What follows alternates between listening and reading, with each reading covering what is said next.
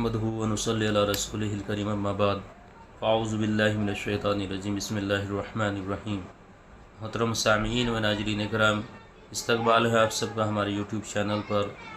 और दोस्तों, आज की वीडियो में हम बात करने वाले हैं असम के गोपालपाड़ा में रिजर्व फॉरेस्ट के नाम पर 1080 मुस्लिम परिवारों को उजाड़ दिया गया।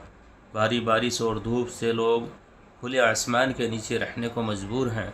साल 2016 से अब तक 10,620 से ज़्यादा परिवारों को बेघर कर दिया गया है। इनमें से ज़्यादातर मुस्लिम परिवार हैं।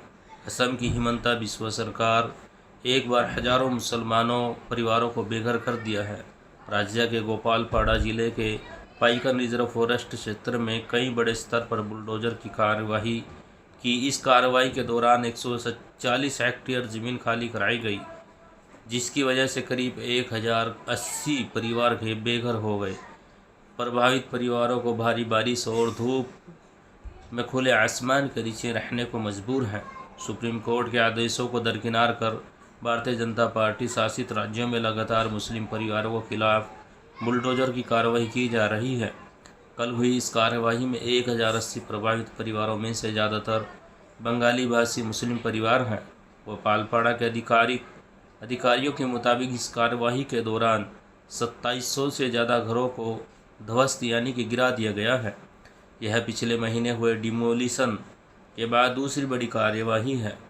इससे पहले बीते माह गोपालपाड़ा के हसील बिल क्षेत्र में भी लगभग 1500 बीघे ज़मीन पर बुलडोज़र चलाकर डिमोलिशन की कार्रवाई की गई थी।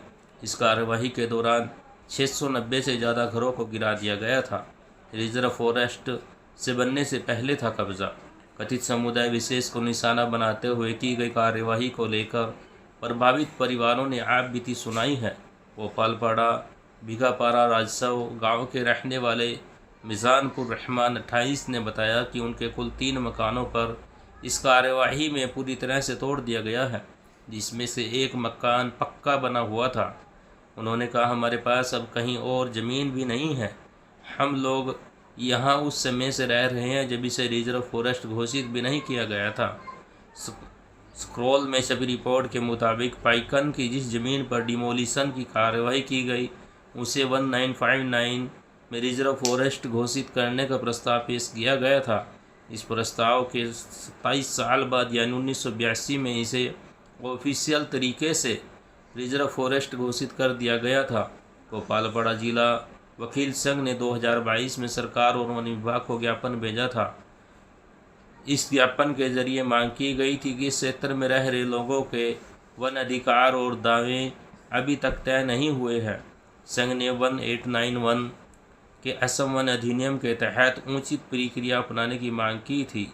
संघ के जिला अध्यक्ष जितेंद्र दास और सचिव वाजिद अली ने कहा था कि बीते 40 सालों में ब्रह्मपुत्र नदी की कटान की वजह से गोपालपाड़ा क्षेत्र जिले के 472 गांव पानी में समा गए। हजारों लोग बेघर और यह अपनी खेती बाड़ी और दूसरी ज़मीनों को भी गंवा बैठे। इनमें से बहुत से लोगों ने पाइकन रिजर्व फॉरेस्ट की ज़मीन पर टीन छप्पर बनाकर शरण ले ली थी। हिमंत बिस्वा सरकार ने सिर्फ गोपालपाड़ा ज़िले में ही नहीं बल्कि धुबरी ज़िले में भी बड़ी पैमाने पर बंगाली बोलने वाले मुसलमानों के घरों को ज़मींदोज कर दिया है। पिछले हफ्ते धुबरी में 1400 बंगाली परिवारों के घरों को तोड़ दिया गया था। इस कार्यवाही के बाद प्रशासन ने पीड़ित परिवार के लिए पुनर्वास का वायदा किया है और उन्हें एक मुश्त 50,000 रुपये बतौर राहत राशि के रूप में देने का ऐलान किया था। इतना ही नहीं, बीते माह 30 जून को नलबाड़ी जिला के बारखेत्री राजव सर्किल में गांव के चरागाह की 150 एकड़ ज़मीन खाली करा दी गई और आसपास में बसे 93 परिवारों को हटा दिया गया। इसके ठीक 3 दिन बाद यानी 3 जुलाई को लखीमपुर ज़िला के लगभग 70 एकड़ ज़मीन पर बुलडोज़र चलाकर 220 घरों को बेदखल कर दिया। 10,620 से ज़्यादा परिवार हुए बेघर। राज्य की बीजेपी की अगुवाई वाली असम सरकार ने जिन जगह पर कार्यवाही की उनमें से ज़्यादातर प्रभावित मुस्लिम परिवार हुए हैं। डिमोलिशन की कार्यवाही को लेकर राजस्व और आपदा प्रबंधक विभाग ने चौंकाने वाले आंकड़े पेश किए हैं।